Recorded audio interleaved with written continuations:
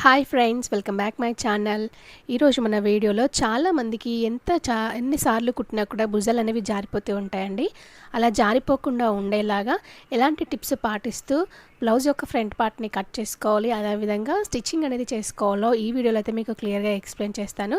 Please అండి వీడియోని ఎక్కడ స్కిప్ చేయకుండా చూడండి, మీకు అలా అయితే ఈజీగా అర్థమవుతుంది. ఇక్కడ నేను బ్లౌజ్ యొక్క బ్యాక్ పార్ట్ని కటింగ్ చేశాను. ఇప్పుడు ఫ్రంట్ పార్ట్ని కట్ చేసుకోవాలి. బ్లౌజ్ యొక్క బ్యాక్ పార్ట్ కటింగ్ చేసిన తర్వాత నేను ఇక్కడ నెక్ రౌండ్ అయితే కట్ చేయలేదు. ఇది కాటన్ బ్లౌజ్ పీస్ కాబట్టి ఇలా ఒక ఫోల్డ్ అంటే వన్ సైడ్కి వచ్చేలాగా వేశాను.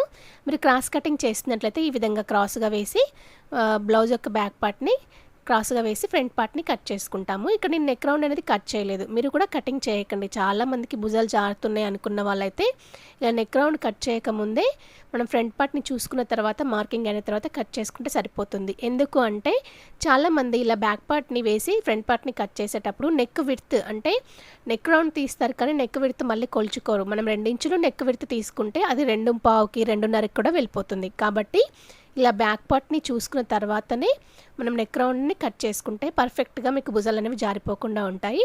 ఇది కూడా ఒక టిప్ అండి. చాలా వరకు మీరు చేసే మిస్టేక్స్ చిన్న మిస్టేక్స్ వల్లనే భుజాలు అనేవి జారిపోతూ ఉంటాయి. ఇప్పుడు బ్లౌజ్ యొక్క ఆర్మ్ రౌండ్ దగ్గర ఫ్రంట్ పార్ట్ యొక్క లోతుని డ్రా చేసుకోవాలి. ఇక్కడ ఫ్రంట్ పార్ట్ యొక్క నెక్ లెంత్ అనేది 5.5 ఇంచులు, పైన షోల్డర్ దగ్గర నుంచి 5.5 ఇంచుల నెక్ లెంత్ మార్క్ చేస్తున్నాను. నెక్ విడ్త్ వచ్చేసి 2 ఇంచులు తీసుకున్నాను, ఎందుకంటే ఇలా ఆది జాకెట్కి 2 ఇంచులు ఉంది కాబట్టి పర్ఫెక్ట్గా 2 ఇంచులే పెట్టానండి. అలాగే ఈ బ్లౌజ్కి భుజాలకు కొలతకిచ్చిన బ్లౌజ్కి కూడా భుజాలు అనేవి జారిపోతున్నాయి. అలా జారిపోకుండా ఏ విధంగా కటింగ్ చేసుకోవాలనేది ఈ వీడియోలో అయితే మీకు చెప్తాను. వీడియోని ఎక్కడా స్కిప్ చేయకుండా చూడండి. నెక్ యొక్క లెంగ్త్ మార్క్ చేసుకున్న తర్వాత బ్లౌజ్ యొక్క ఫ్రంట్ పార్ట్ పొడవు 12.5 ఇంచుల దగ్గరికి మార్క్ చేశాను. ఇలా మార్క్ చేసిన తర్వాత నెక్ విడత దగ్గర నుంచి వెళ్ళి కిందికి హుక్స్ పట్టి కాజపట్టి వైపుగా 4.5 ఇంచులు ఉండేలాగా మార్కింగ్ చేశాను. అలాగే ఇటు సైడ్ వైపుగా బ్లౌజ్ యొక్క బ్యాక్ పార్ట్ సైడ్కి ఎంత అయితే ఉంటుందో దానికి ఒక 2 ఇంచులు తగ్గించి మార్క్ చేసుకుంటే సరిపోతుంది, లేదా 1.5 ఇంచు తగ్గించుకున్నా సరిపోతుంది. మీకు ఆది జాకెట్ కొలతకు వచ్చిన దాన్ని బట్టి మార్క్ చేసుకోండి. ఇక్కడైతే నేను 2 ఇంచులు తగ్గించి మార్కింగ్ చేస్తున్నాను. ఈ విధంగా మార్కింగ్ చేసుకొని ఇప్పుడు ఈ మనం మెయిన్ డాట్ని మార్క్ చేస్తున్నాం కదా, మార్క్ చేసే దగ్గర ఇటువైపు నుంచి మనం లైన్ డ్రా చేసాం కదా, అక్కడ 3 ఇంచులతో ఒక మార్క్ చేసుకొని ఈ 3 ఇంచులకి మధ్యలో 2 వైపులా కూడా 1 ఇంచుతో మార్క్ చేసుకొని ఈ విధంగా ఒక స్ట్రైట్ లైన్ని డ్రా చేసుకొని ఇప్పుడు లైన్స్ని డ్రా చేసుకోండి. ఈ విధంగా డ్రా చేసుకోవడం వల్ల మనకి మెయిన్ డాట్ అనేది షోల్డర్కి స్ట్రైట్గా వచ్చి బ్లౌజ్ యొక్క ఫిట్టింగ్ అనేది చాలా బాగుంటుంది.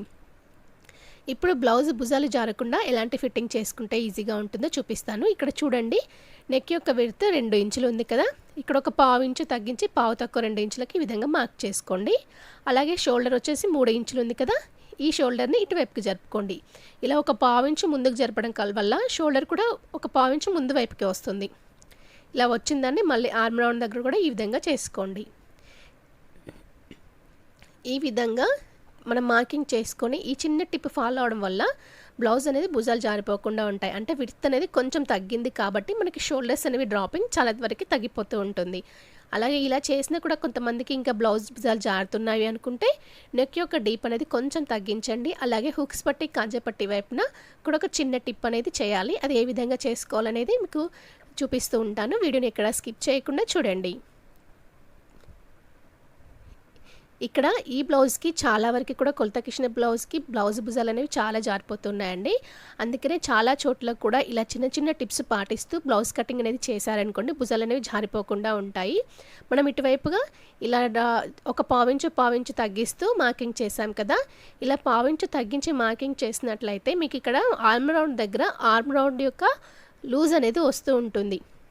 అంటే బ్యాక్ పార్ట్ కంటే కూడా ఫ్రంట్ పార్ట్ యొక్క ఆర్మ్ రౌండ్ కొంచెం ఎక్కువ వస్తుంది, గమనించండి. అక్కడ కూడా ఒక టిప్ అనేది పాటించాలి. ఇది కటింగ్ చేసిన తర్వాత చెప్తాను.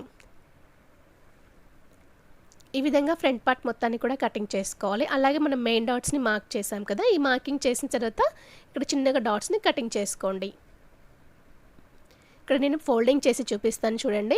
ఇలా మీరు కరెక్ట్ కటింగ్ చేసిన దగ్గర ఇలా చిన్నగా ఫోల్డ్ చేశారనుకోండి, ఇది కరెక్ట్గా షోల్డర్కి స్ట్రైట్గా వెళ్ళిపోతుంది.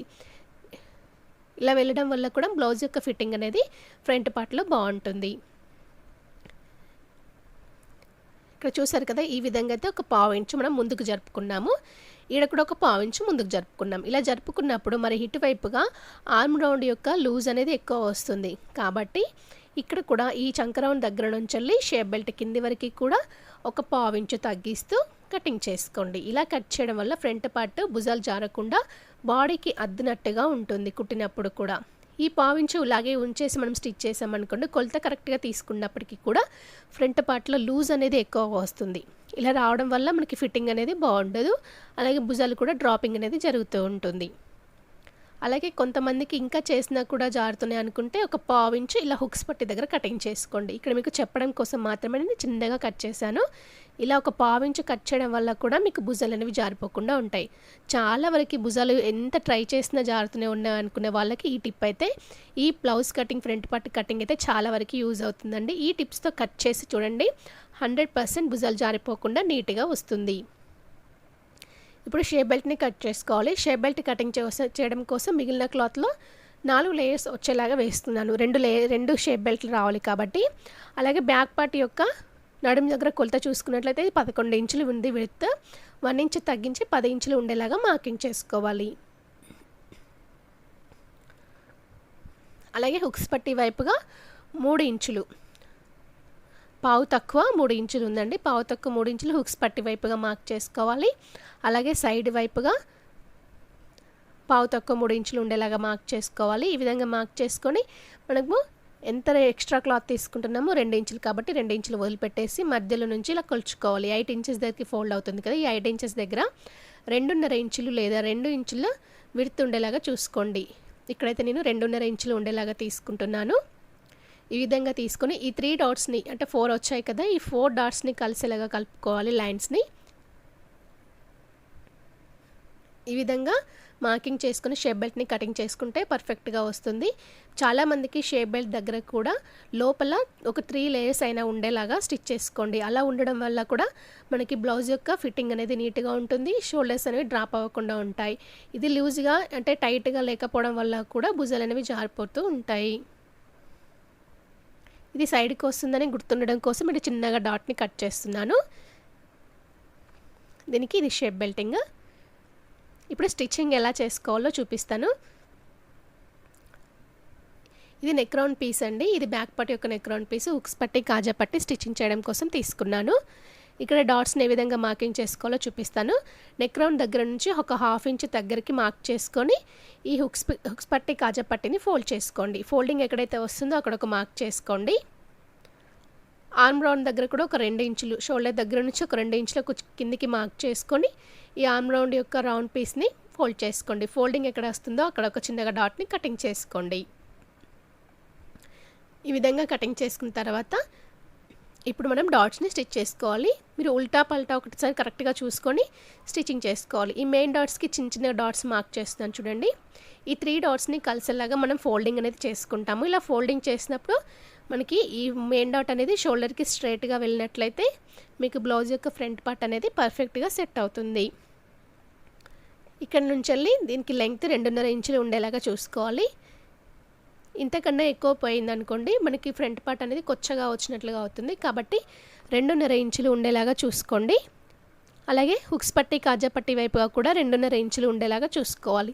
ముందుగా ఒక 1/2 ఇంచు వరకు క్లాత్ని వదిలిపెట్టేసి మళ్ళీ లోపలికి వచ్చేప్పుడు సన్నగా స్టిచ్ చేసుకోవాలి.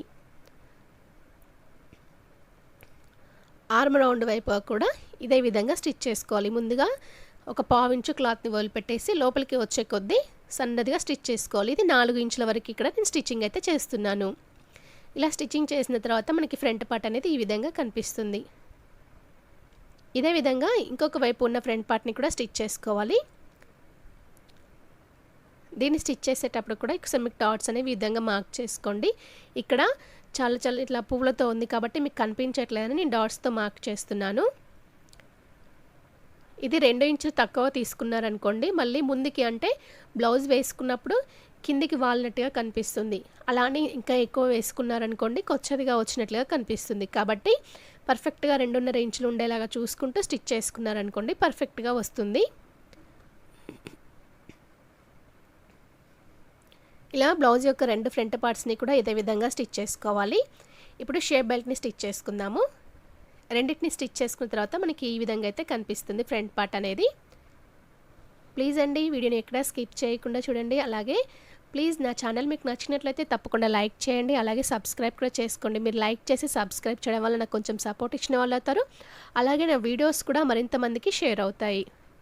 ఇప్పుడు షేప్ బెల్ట్ని తీసుకోవాలి. షేప్ బెల్ట్ కుట్టేటప్పుడు కూడా ఇందులో 2 పీసెస్ అంటే రెండు వైపులో ఉన్న పీసులు 2 అనుకోండి, మధ్యలో ఇంకొక పీస్ వచ్చేలాగా అంటే స్టిఫ్గా ఉండేలాగా స్టిచ్ చేసుకోవాలి. ఆ విధంగా స్టిచ్ చేసుకున్నారనుకోండి, బ్లౌజ్ వేసుకున్నప్పుడు కూడా మనకి షేప్ బెల్ట్ దగ్గర పట్టు అనేది అంటే కొంచెం గట్టిగా మందంగా ఉండడం వల్ల మనం నడుము దగ్గర కరెక్ట్గా ఆగుతుంది.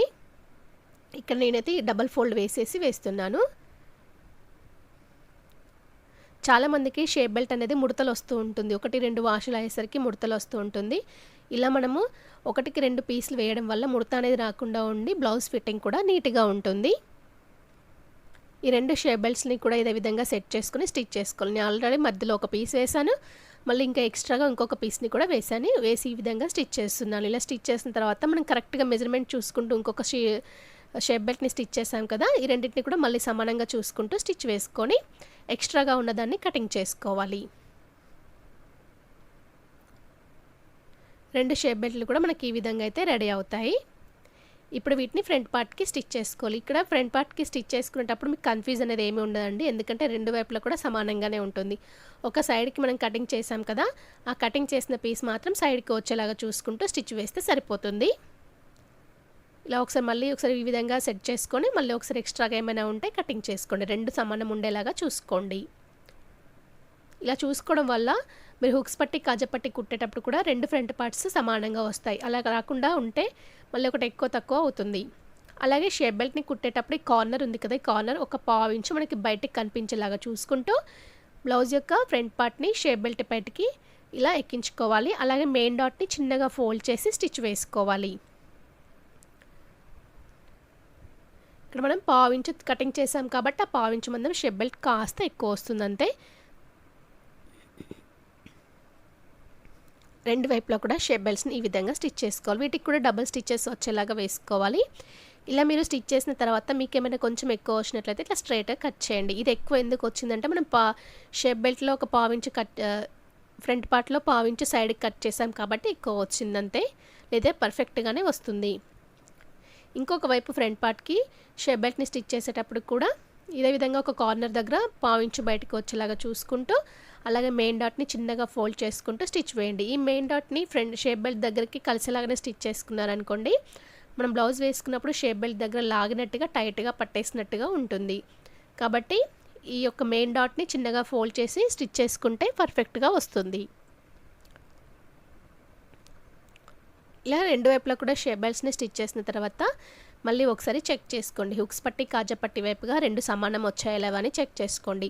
ఒకవేళ మీకు ఏమైనా ఎక్కువ తక్కువ వచ్చినట్లయితే అది షేప్ బెల్ట్ దగ్గర కానీ లేదా మెయిన్ డాట్ని వేసాం కదా ఫ్రంట్ పార్ట్కి, ఈ డాట్స్ దగ్గర కానీ క్లాత్ని కొంచెం మళ్ళీ పట్టుకొని స్టిచ్ చేసుకుంటే సరిపోతుంది. Please subscribe my channel, please like and share.